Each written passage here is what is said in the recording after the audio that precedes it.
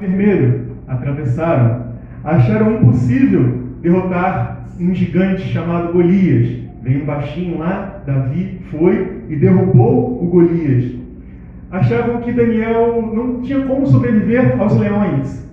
De manhã cedo eu pego um pouco de comida e boto pro cachorro. Ele parece que vai comer a tigela, do jeito que ele come, mastiga. E ele só passou a noite sem comer. Imagina aqueles leões que ficavam dias sem comer. Quando jogavam alguém, a velocidade que eles iam comer. Os 3 amigos de Daniel, que jogaram ele lá na fornalha ardente. Imagina, os soldados foram levar Daniel e quando chegaram perto da fornalha, era tão quente que os soldados morreram. Só de chegar perto, nem foram lá no fogo. Imagina o calor. João foi jogado no caldeirão de óleo fervente. Sobreviveu. Paulo, lá no livro de Atos 14, 19, fala que Paulo também foi dado como morto. Pode abrir a Bíblia de vocês aí. Livro de Atos 14, versículo 19. Eu estou abrindo aqui, achei e vou ler com vocês. Atos 14, versículo 19. Paulo, ele sofreu e foi dado como morto. Olhem só o que diz Paulo no livro de Atos 14, 19. Sobrevieram, porém, judeus e Antíoque e Icônio e instigando as multidões e apedrejando a Paulo, arrastaram-no para fora da cidade, dando-o como morto. Imagina só, você apedrejar alguém até morrer, e eles eram profissionais nisso, né? Lá a lei era essa, apedrejar até a morte. Com certeza eles olharam, esse está morto. Mas a história continua, sabemos que Paulo não morreu, mas um milagre, mais um impossível que aconteceu nos relatos bíblicos. Um outro foi Sansão. Sansão, ele foi capturado na batalha e Sansão morreu. Sansão não sobreviveu como Paulo, mas o nome dele se encontra no livro dos heróis da Galeria da Fé. Ou seja, prestem atenção, eu e vocês vamos encontrar com Sansão lá no céu. Só ouvi 2 amém. Eu e você vamos encontrar Sansão lá no céu. Amém. Uma outra personagem, nesse nós vamos mergulhar um pouco na história. Fala sobre Pedro. Também no livro de Atos. Pedro está lá no capítulo 12. Só voltar uma página. Livro de Atos, capítulo 12, a partir do versículo 1. E nós vamos nos deter um pouco na história que Pedro passou nessa ocasião. E vou combinar uma coisa com vocês. Nós vamos ler a passagem e alguns pontos que eu achar interessante, nós vamos dar uma pausa e aí eu vou comentar. Aí você não vai continuar lendo não. Vocês vão olhar para mim, aí eu vou comentar um pouco, depois a gente lê de novo. Combinado? Quem entendeu? Amém? Então tá. Vamos ler. Pauso. Nós meditamos um pouco e aí continuamos. Antes de eu ler, vamos fazer mais uma oração. Querido Deus, estamos aqui felizes porque a sua palavra é eterna. Amém. Essa história aconteceu há centenas de anos e hoje serve para o nosso alimento. Que não venha ser eu, mas que seu Santo Espírito fale através de mim. Em nome de Jesus. Amém. Versículo 1. Por aquele tempo, mandou o rei Herodes prender alguns da igreja para os maltratar. Então Herodes mandou prender as pessoas da igreja para quê?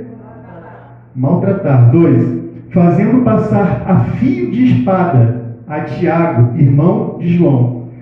Na Bíblia de vocês, diz alguma coisa diferente, como matar a Tiago? Ele mandou matar a espada Tiago, o irmão de João. Então Herodes foi na igreja, pegou Tiago e matou Tiago. Tiago então está lá morto. Versículo 3.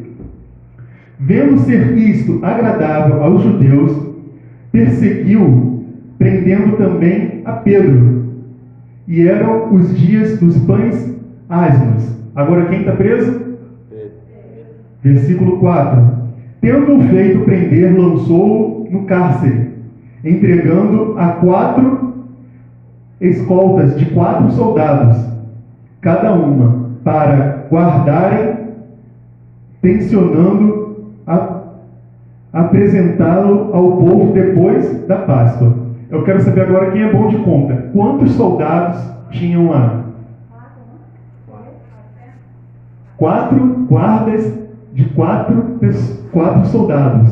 Olha, 4 escoltas de 4 soldados. Então tinham 16 soldados para poder prender lá. Durante o corredor havia 4. Versículo 5. Pedro, pois, estava guardado no cárcere, mas havia oração incessante a Deus por parte da igreja a favor dele.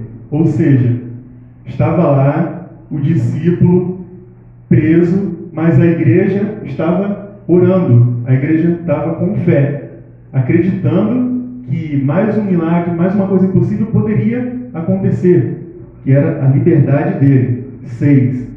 Quando Herodes estava para apresentá-lo, naquela mesma noite, Pedro dormia entre 2 soldados, acorrentado com 2 correntes, e sentinelas à porta guardavam o cárcere. Então, além daqueles 16, tinha mais 2 sentinelas, um de um lado, um de outro, e ainda tinham correntes nos seus braços. Era uma cadeia, como que se diz o nome? De segurança máxima. Não tinha como escapar. Era uma coisa impossível. Além dos soldados, ele ainda estava acorrentado. Eu parei no 6, né? Agora o 7.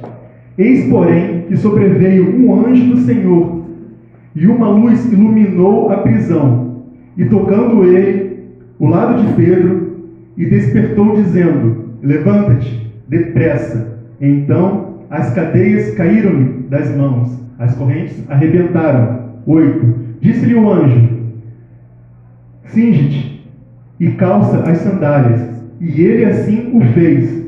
Disse-lhes mais: põe a capa e segue-me.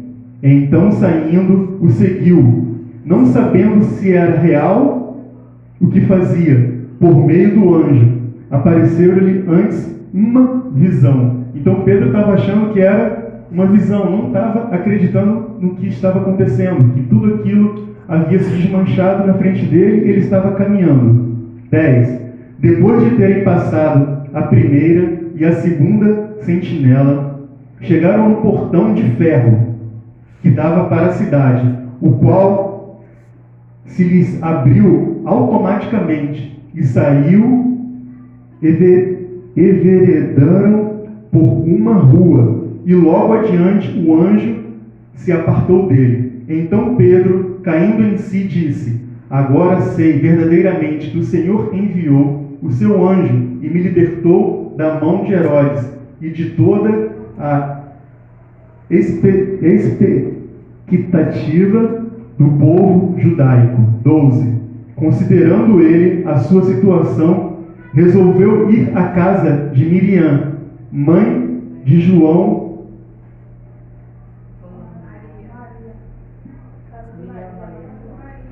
onde muitos estavam congregando e oravam. Muito bem, vou continuar aqui. Depois vocês podem ler a história em casa. E o que aconteceu foi o seguinte: ele saiu da cadeia, onde era tudo uma segurança máxima, que era impossível de sair. Tinham quantos soldados mesmo? 18, né? 16 mais 2 e 20. É verdade, tinham 20. E as correntes e o portão de ferro, e era impossível de sair. E Deus libertou ele. Agora, qual situação que eu estou passando hoje que Deus não pode me libertar? Quais são os pecados que eu estou cometendo hoje que Deus não pode me libertar desses pecados? Quais são as dificuldades do meu vizinho que está vindo contra mim, ou seja, quem for, e Deus não vai me ajudar? Deus pode tudo, Deus vai me libertar. Só que uma coisa estava acontecendo muito importante. A igreja estava orando por ele. Agora, quando a igreja toda está orando por mim, orando pelo Jonathan, orando um pelo outro, nós somos imbatíveis em nome de Cristo. E então, Pedro saiu e foi até lá, na casa de Maria. Bateu na porta: por favor, abre, me deixe entrar, por favor. E, tem alguém chamando. E uma empregada, eu vou lá abrir. Quando a empregada estava chegando perto para abrir, ela reconheceu a voz de Pedro. E ela voltou correndo: é Pedro, é Pedro. E esqueceu de abrir a porta. Ele continuou lá fora. E eles disseram para ela: você está louca? Não tem como Pedro sair de lá. Ele está preso numa prisão de segurança máxima. Ué, mas tem alguém que continua chamando lá. Eu tenho certeza, era a voz de Pedro. E eles falam assim: então acho que era o anjo de Pedro. E será que estavam orando realmente com bastante fé? Porque estavam orando para ele ser solto. Quando ele é solto, eles duvidaram. Mas então todo mundo foi até lá e libertaram e abriram a porta. Então Pedro finalmente pôde entrar e contou para eles como aconteceu, o que aconteceu. E a história continua. E Herodes foi até a cidade, soube o que aconteceu, chamou os soldados, e certamente os soldados iriam morrer. Vocês conhecem a história. Mas o que eu quero dizer é: coisas que parecem impossíveis, situações impossíveis de se escapar, uma cilada que o inimigo me colocou você, a gente olha assim: impossível. Eu citei alguns personagens anteriormente. Deus consegue nos libertar. Nós sabemos disso. Eu sei que Deus vai me dar vitória. Eu sei que Deus já deu vitória para o meu pai, para o meu avô, para tantos personagens bíblicos. E por que eu continuo duvidando? Por que eu fico pensando assim: não, Deus não vai me libertar dessa? O que Deus precisa mais fazer? E ele não parou, ele continua fazendo milagres incríveis. Tem uma outra história também que fala sobre uma viúva que ela estava num lugar chamado Sarepta. Está lá em 1 Reis. Abram, por favor. 1 Reis 17. Essa viúva estava passando uma grande necessidade. Vocês conhecem a história também da viúva de Sarepta, em que Elias foi visitá-la. Elias, profeta do Senhor, ele, antes de visitar essa viúva em Sarepta, que começa no versículo 8 do capítulo 17 de 1 Reis, antes disso, a viúva lá passando fome, mas Elias, ele tinha falado uma coisa antes, que iria ficar um bom tempo sem chover. E assim aconteceu. Muitos dias sem chover. Elias foi até Querite. Chegando em Querite, ele era alimentado por um pássaro. Qual era o pássaro? Um corvo. O corvo levava pão, levava carne, e ele estava lá. E se passaram muitos tempos, não chovia, e a água secou. A água de Querite parou de cair. E veio a voz do Senhor e falou para Elias: vai até o lugar que vou te mandar. E aí começa a nossa história. Elias e a viúva de Sarepta. Então Elias, ele se levanta, se dispõe, chega lá e encontra uma mulher que a Bíblia não menciona o nome dela. E agora acontece o milagre que nós conhecemos. Ela ia morrer de fome e o seu filho iria morrer de fome. A história era o seguinte: muitos dias sem chover e não tinha como plantar nem colher, porque a chuva não regava a terra e as plantas não cresciam.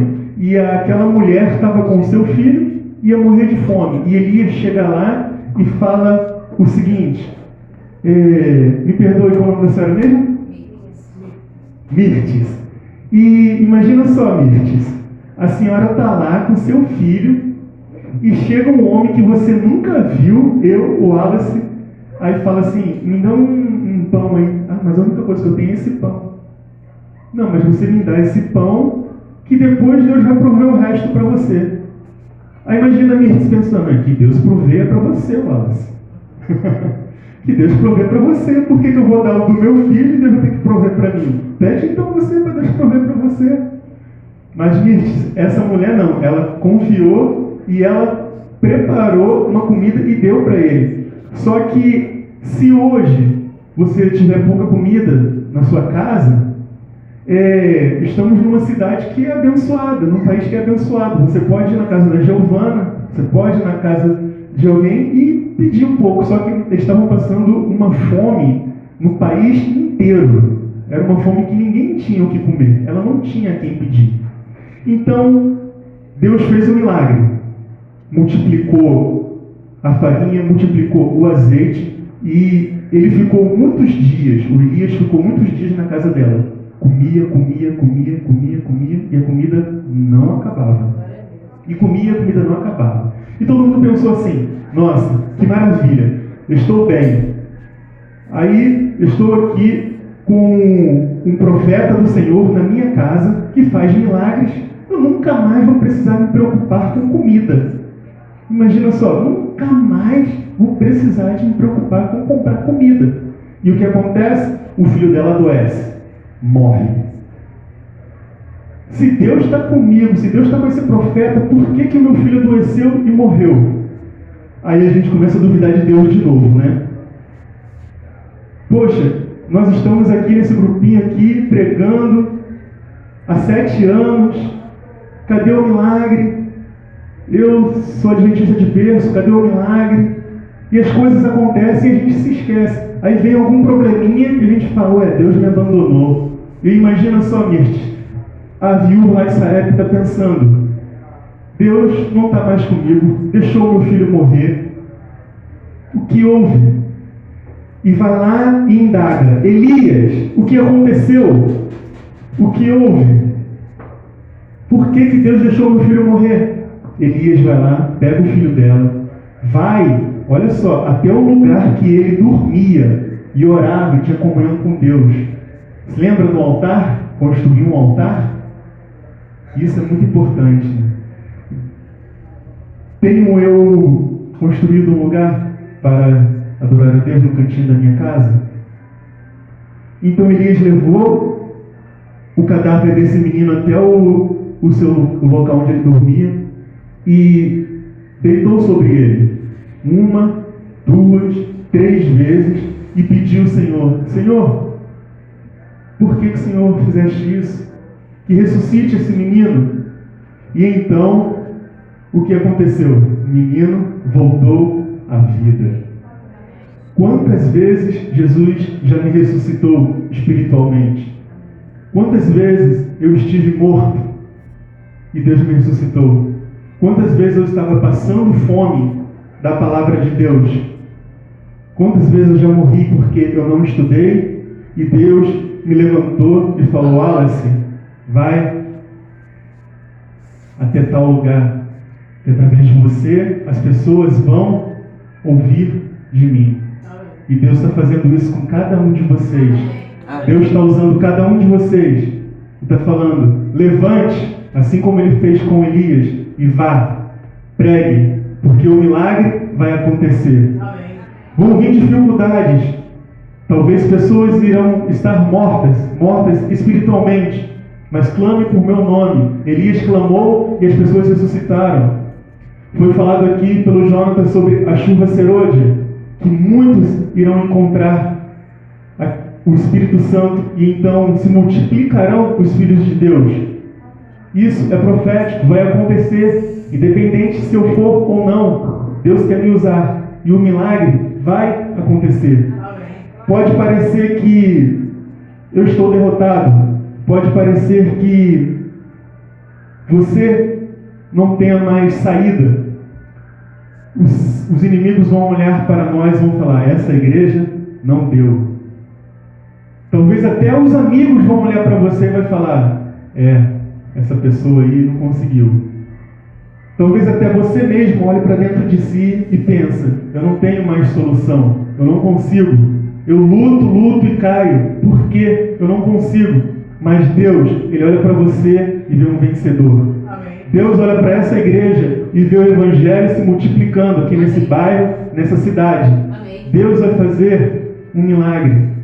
Precisamos continuar com fé, acreditando.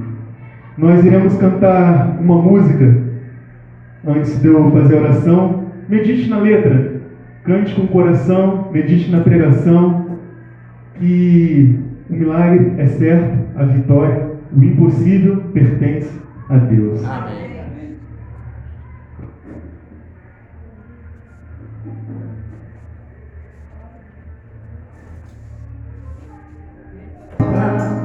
Outra vez, e tudo que restou de uma vida é apenas cinza e pó. Esperar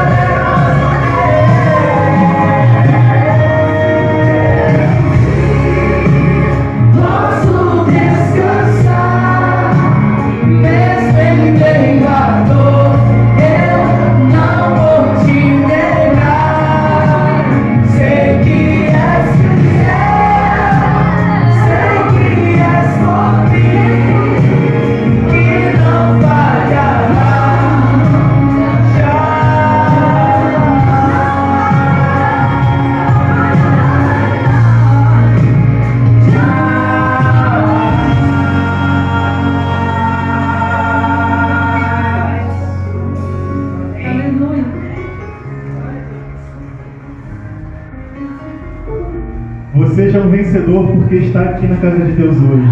Amém. Hoje, o primeiro dia da semana, que vocês possam ter uma excelente semana. Amém. Oremos. Poderoso Deus, o Senhor é o Deus do impossível, o Deus do milagre. Te pedimos o maior milagre, que é que o Senhor nos salve. Que o Senhor faça de nós discípulos seus, que possamos proclamar o seu Evangelho aonde nós formos. E quando a má notícia vier, quando algo ruim chegar à nossa porta, que possamos nos alegrar, porque a nossa vitória não é neste mundo, a nossa vitória é na eternidade, aonde nós queremos chegar, que possamos chegar de mãos dadas, que possamos ser um com o Senhor, e que essa igreja possa ser unida, crescendo em graça e em amor. Em nome de Jesus. Amém. Amém.